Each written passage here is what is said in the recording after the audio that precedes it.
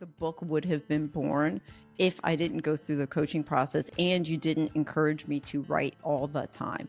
Like, I was just journaling so much every day, writing something, whether it was in physical form or whether it was typing it. And a lot of what I was writing and processing is what produced the book. Constructing your life is about much more than just building a bank account. Each week, join mindset coach Austin Linney as he interviews guests who are constructing their dream lives and impacting the world around them on a daily basis. If you're an entrepreneur or wanting to start a business, or you just want to hear motivating stories of how others have overcome the odds, you are in the right place. And now for your host, Austin Linney. Welcome, guys. Miss Sue's in the house. How are you doing? I am doing well, Mr. Austin. Thank you for having me. I'm so excited. So, how dare you think that you could write a book?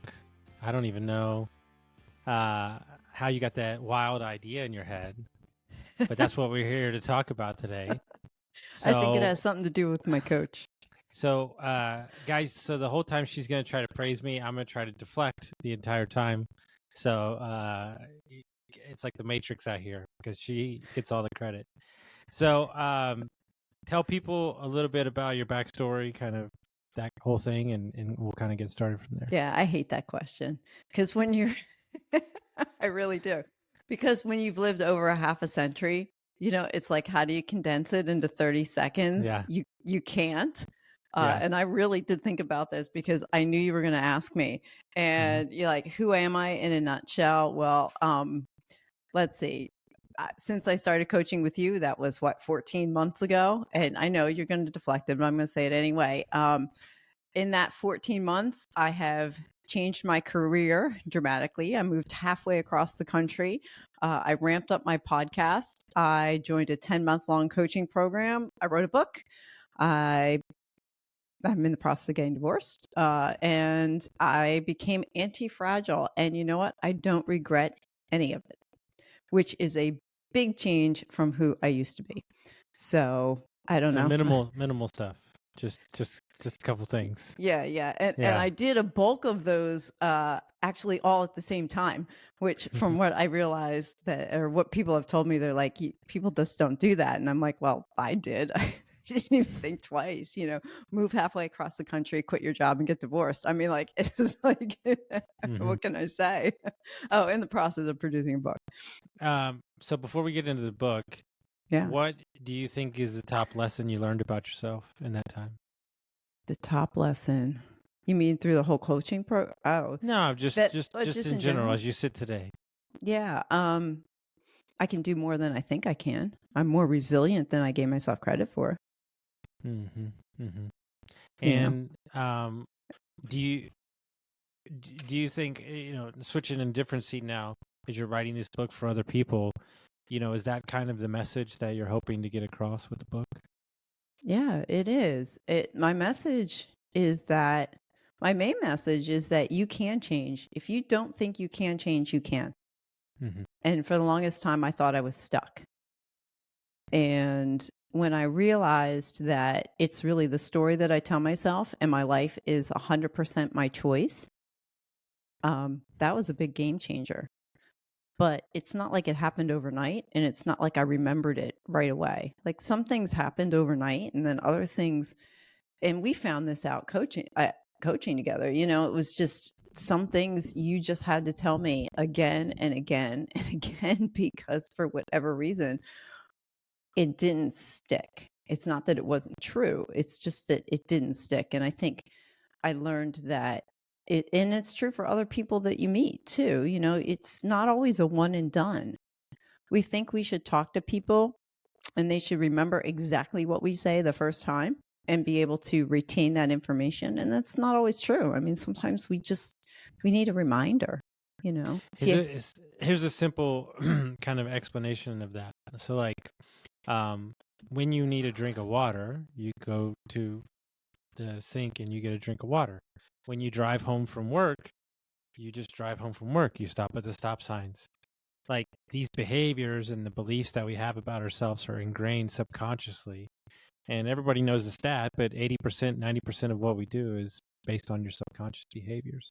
Sure. And so the repetition is not a pattern that is easy to knock off.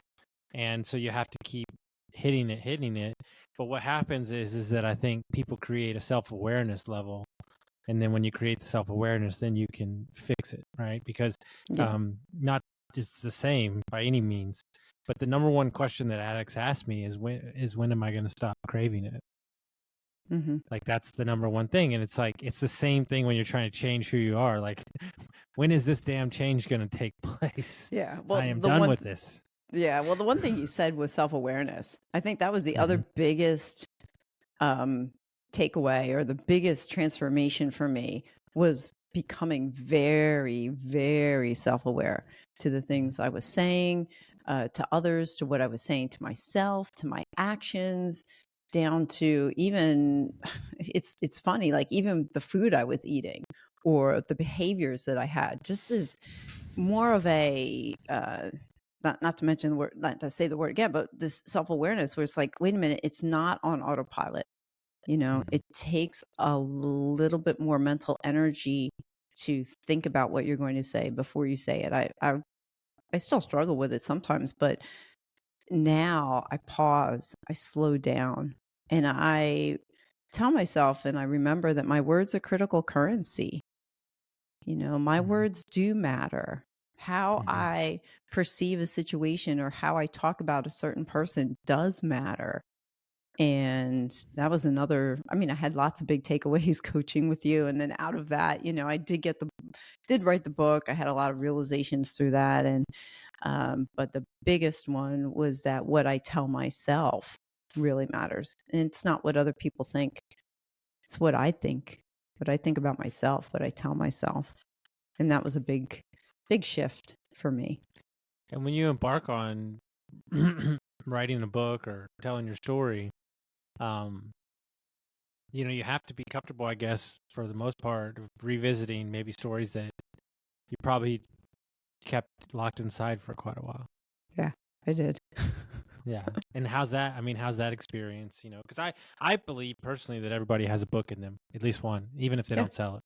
Yeah, I think so. The process of working through that was surprisingly cathartic. I was really surprised. And, going back to your coaching, I don't think the book would have been born if I didn't go through the coaching process and you didn't encourage me to write all the time. Like, I was just journaling so much every day, writing something, whether it was in physical form or whether it was typing it.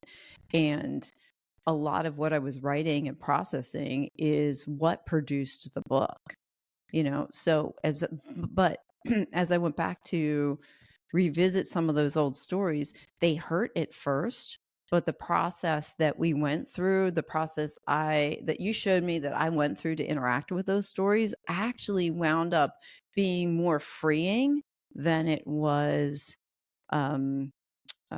challenging or damaging or like scary. I don't know, I'm not sure the exact word to put towards it, but it was more freeing for me, like just to interact with very painful stories. They don't bother me anymore, I guess I should put it that way. There's a couple of them I really, really, really dug into, and there were a few of them actually nobody knew about, and to write about those, to interact with those stories, actually allowed me to release them.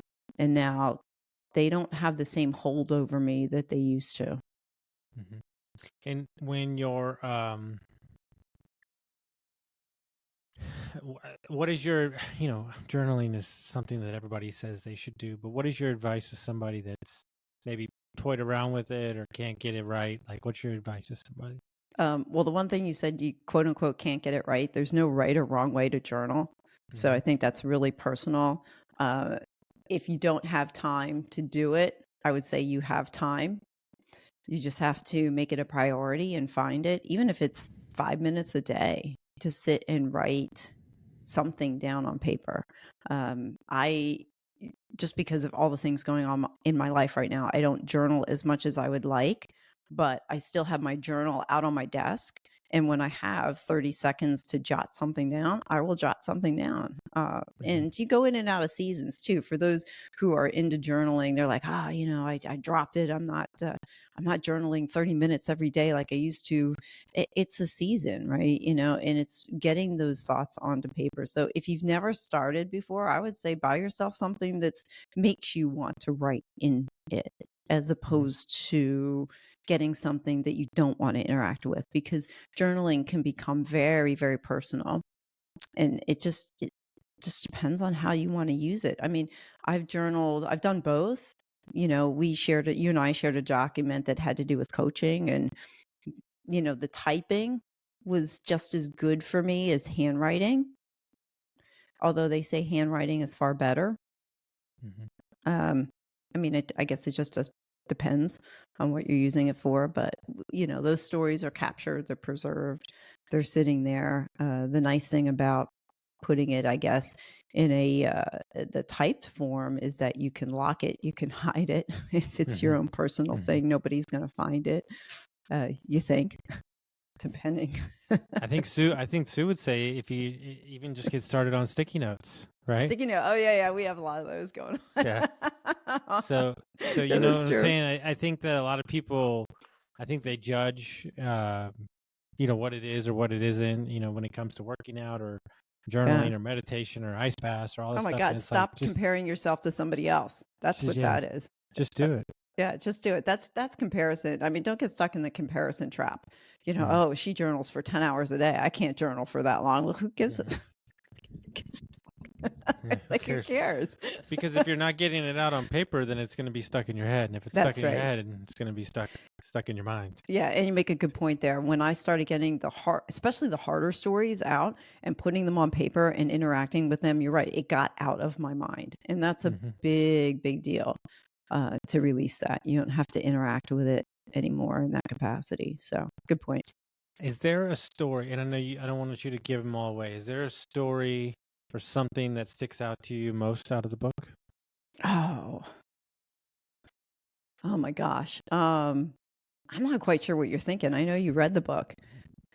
I'm not thinking anything. I'm thinking a story that works for you, that was something that was powerful to put down on paper. And you don't have to share the whole thing, but just something that comes to your mind. Yeah. Well, yeah, I do. It was a story where the kids, I think it was in first or second grade, and the kids had pushed me off of this jungle gym thing. It must have been 6 feet above it felt like 6 feet. Maybe it was only 4 feet. Who knows? I'm in first grade. 5 or 6 years old, right? So anything tall is 10 feet off the ground. But anyway, I get to the end of this. The kids had me sit on the end of this thing, and I was not your popular kid in school. So I have to set that picture too. I was the kid who was teased. I was the fat kid. I was the smart kid in the class. So I wasn't your popular kid, that's for sure. And I wanted to have a friend. So they were like, oh, hey, climb up here and sit on the edge of this jungle gym thing. And the next thing I know, all the kids are laughing and everybody's having a good time. Next thing I know, what I told myself for almost 50 years was that I was pushed off and that they were laughing and they thought that was funny to push me off. And I fell on the ground, and I still remember being unconscious. I still remember that incident very clearly. And I, for a long time, carried that story around. Just like these kids pushed me off. They were mean to me. It set up my thought process that nobody likes me. And so it just went down the wrong road, right? And so I carried that story for a long time. When I wrote it out and I interacted with it, and then I think, I don't remember, it was a coaching session. You said to me, you kind of like blew my mind and said, well, maybe if they really weren't laughing at you, maybe it was just something else. And I realized at that point was that, oh my God, I've been telling myself a story that may or may not be true for a long time. So I wrote a letter back to the kids saying, maybe you didn't really, push me off there. Maybe I carried this story around. And yeah, that's one of the more memorable stories out of my book. So lesson learned is that it's not what you think. It's not always what you think it is. That was the lesson learned. I mean, anybody listening, like, that's 45 years, Yeah. 42 years, guys. Like, it's not the first time I've heard it. I was at a workshop in Austin. Woman, similar story, not the same, but similar, 62 years old. Like in full on tears from breaking through a story when she was 5 years old. Like, it's just, and it's because they're stored away and they're hidden. And, that's why journaling or working with somebody helps, because, you're going to allow it to remove from the head down to a piece of paper, or just out of your mind. And it's going to, the freeing feeling of that is that weight is going to feel so much lighter. Oh, absolutely. 100%. So you go out and you say, I'm going to write a book. And how did you, or maybe you don't, maybe you're still dealing with it. How do you combat, the million of people out there who want to start a podcast, want to post on social media, want to write a book? How did you push yourself through those doubts of knowing that you could launch a book? And it's coming. So we still got to get across the finish line, but it's like that, it's weeks away. So. Well, at the time of this recording, it is 2 weeks before the ebook is released. So, and then 4 weeks till but once the ebook is out, the paperback is close to follow. Pushing through the doubts. That's an interesting question. The podcast, both launching the podcast and the book. I'm trying to remember. I don't think I had a lot of doubts with it. It was more like, okay, if I launch this thing and I fail, what do I have to lose? So the podcast for me was a win-win regardless. I didn't feel like if it shut down, it was a failure. And if it kept going, it's like, hey, let's go see where this leads to. With the podcast, I mean, that's how we met. If it wasn't for the podcast, I wouldn't have known that you were a coach. I wouldn't have never met you. I wouldn't have met my podcast producer, Mark, who's your producer, who's amazing. I've gotten so many different perspectives. I've had great conversations. I've met a lot of people. So from the podcast, the doubt, I think I had more problem with, am I good enough to do this, rather than doubting it. And that was more or less in the beginning. And it was just a skill set issue. When I got over the fact that it's like, hey, you can improve every time you do something, then it wasn't that bad. With the book, doubt. Yeah, sometimes I wondered whether or not it was going to get over the finish line because it was taking longer than I wanted it to. And then I realized that no, all things happen in perfect timing. So I started writing the book middle of January, right? And I think I was done by March? Yeah, I think so. Pretty much so. It was completely done. All, I think 14 chapters. The way at the moment, the way that it's going through, it's about 170 pages when it comes out. And I went through a little bit. I doubted whether or not it was going to get over the finish line. And then I thought, well, I told myself, you know what? This book isn't for me. If I help one person, then it was worth it. Same thing with the podcast. I don't have a very large following for my podcast at the moment, but there are maybe 40 faithful people that listen. And if those 40 people are helped and they enjoy it, and every once in a while I get to get a text, it's like, hey, I love your podcast interview with so-and-so. It's like, then, okay, that makes it worth it for me. So I don't doubt that much anymore. I mean, most of you know my story, so I'm not telling you anything new, but I didn't look at the listeners, like the downloads, for like almost 3+ years. And even when I did look, it was on accident because I had to fix something. I was really mad that I looked. But what was the number? Do you remember? It was big, but that's not the point. The point is that when I got started, I met my producer and I said, look, don't, for the life of me, don't tell me, like, I don't, like, that's not why I'm doing it. So like, I'll get caught up in the numbers. And one time I begged him, to tell me, like 6 months. Like I was like, dude, tell me, or like you're gonna get fired. And he's like, dude, whatever, you told me. Uh, he said, all I can tell you is that it's going up and to the right. Yeah. And I wish we would judge our lives more on up and to the right.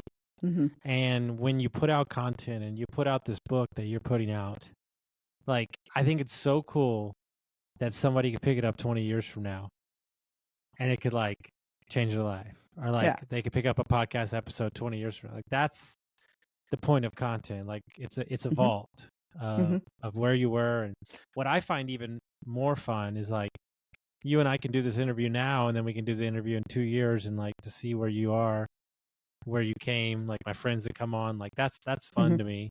And I Yeah. think if more people took that tactic, they wouldn't get so stressed out when you're just putting stuff out, man. Yeah. Yeah. And you take a 40-year time horizon on it. Mm-hmm. I think that was the other thing that blew my mind. I really appreciated when you told me that the one time, because I live life with urgency, right? I got to get something done right now and it has to be accomplished right now. And you said to me, well, why don't you just put it on a 40-year time horizon? And that was really freeing, to be honest. And I realized, oh, wait a minute, I can accomplish all those things I want to accomplish. I just don't have to do them right now in the next 6 months. I could take a little bit longer to do it. So lay us out the book a little bit. Give us a brief overview, kind of explain what's the name, all that kind of stuff. Oh, yeah. All the fun things that go with that. So the book is called Small Steps, Big Wins, after my podcast. And the gist of the book is that I walk through post-traumatic growth. And we hear a lot about trauma. We don't hear as much, I don't hear a whole lot about post-traumatic growth. And trauma is an interesting word. It's an interesting experience. It means different things to different people. What I didn't realize was that trauma can actually be a positive thing. And I learned about post-traumatic growth from a couple different sources, but really basically what it is you have a series of events that happen to you that they have certain outcomes, right? And that out of your trauma that you had, positive things occur. So the second part of my book unpacks a number of situations and circumstances that I walked through that caused my own post-traumatic growth that's out of things that happened last year. So there are 5 different distinct areas for post-traumatic growth. One is personal strength. Another is appreciation for life. The third is relationship with others. The fourth is spiritual or existential changes. And the fifth is new possibilities.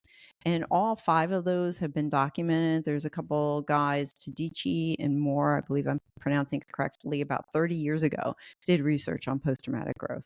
So I wasn't making all this stuff up. I was basing a lot of what's in my book on research, other books that I've read, realizations that I had as I went through each of those circumstances. I'm not going to unpack them now, but I explain what I went through in each of those categories in the book, and then talk a little bit prior to that about, just a little bit of my background and story. And pretty much a lot of it has to do with my coaching interaction with you and how we've, things that you and I have talked about and how you've helped me really gain this amazing level of self-awareness that I never had before. So that's the simple answer, but there's more to it than that. And just in going through the process of story work, which is what you're also trained in and what you had helped me do, that process to interact with all of my stories. And that's also in the book outlined how you can use your stories using the process of story work to work through them. And then, I kind of dub my book an autobiographical self-help book. So, and then there's a couple chapters, one on regret. There's another on, what you tell yourself matters, destiny, and my story's not over. Neither is yours. So that's kind of the 30,000 foot look. Since she's going to make me address my coaching, I guess I'll say a little something. You better. it's a wild, and just so we're clear, everybody, this is my message to everybody that's listening out there, like, get some help from somewhere, support, no matter who it is, whatever works for you, whether it's in the health space, the business space, the mindset space, the life space. It's helped me in my career immensely, get sober, get through my divorce. Like, my coach is my jewel as well too. And when you get to play part in people's lives and be so intimate, it's a very interesting responsibility. It takes a lot of gravity. It's a lot of weight. But when you listed, like, even though I was a part of all those things, you listed off all the things that have happened in the last 14 months, and I was like, that's a lot. And so, like, it's so cool to play a hand in that. And so I'm so excited for you, for this book to come out. I'm so excited for you to continue to produce the podcast, and you just love connecting with people. And I think what I like the most about the book is it's relatable. It's very easy to consume. It's not going to be over anybody's head. Like, you can take something from every chapter, and it's true. I mean, I think that's the most important thing. It's a life that's been led, and I think people are going to get a lot from it. So I'm very excited. The Kindle comes out October 15th. When does the hardback come out? October 29th. October 29th. Okay. Yeah. And they can get it everywhere? Yeah, it'll be everywhere. Okay. I mean, Amazon, but I think it's like they are gearing up to have it in the bookstores too at some point. Whoa, that's gonna be weird when you walk in and see that bad boy.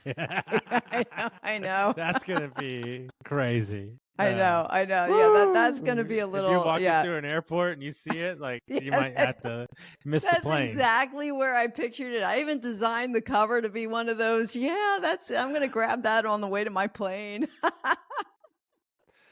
Oh my God! Could you Small imagine steps, sitting big down? wins. Could you imagine sitting down? Somebody sits next to you and pops open the book like that. But you know, like, my picture's on the back too. Oh, that'd be Lose It Central right there. Yeah, I know. Be like, let me autograph, and they're like, no, I'm good, thanks. You're like, dude, come on, let me autograph. That really is me. Yeah. So if people want to find the podcast, they want to reach out to you, how would they do that? Yeah, well, it's Small Steps, Big Wins podcast, but I do have a website. It's www.suesaller.com. That's SUESALLER.com. And you can find me that way. And you can send me a note, reach out to me through there. I think that's the easiest. I am on LinkedIn. You can find me on LinkedIn too. I think it's Susan Saller, not Sue Saller, but that's me. I don't know. How else do I find me? I'm not on social media a whole lot, but I'm there. I'm searchable. They gotcha. Guys, if you like this episode, send it to a friend. Go out and grab Sue's book, and we'll see you next time. Guys, let me take a minute to tell you about my buddies over at Lead Hub, Ben and Aaron, the best humans I know. Not only are they amazing at marketing for trade companies, but Ben started his HVAC company in his garage, sold it for multi-million-dollars. So when this guy talks, I listen. When we took over Dietz Mechanical, we had 22 reviews in 22 years. In 7 short months, we went from 22 reviews to 107. We went from a 4.2 to a 4.7. We tripled our Facebook presence, and we tripled our calls. If you're an HVAC, plumbing, electric, landscaping company, and you're looking for a no BS approach to marketing, you're looking for people who have done it before, you got to go to leadhub.net